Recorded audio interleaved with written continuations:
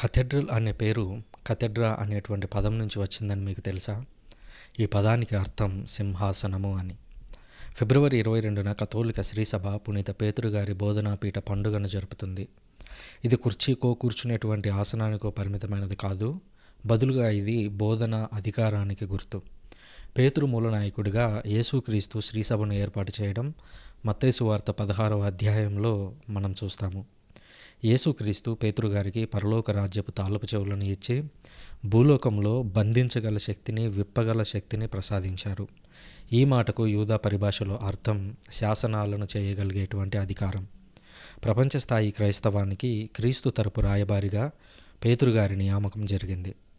ఆయన ఆసీనుడైన ఆ సింహాసనం గురించి, ఆ కథెడ్రా గురించి, ఆ బోధనాధికారం గురించి మనం ఈ పండుగ చేసుకుంటున్నాము. స్థానిక స్థాయిలో బిషప్ గారు కథెడ్రా మీద ఆసీనులై కథెడ్రల్ దేవాలయం నుంచి మనలను దైవం వైపు నడిపిస్తారు. మీ అందరికీ పునీత పేతురు గారి బోధనాపీఠ ఉత్సవ శుభాకాంక్షలు.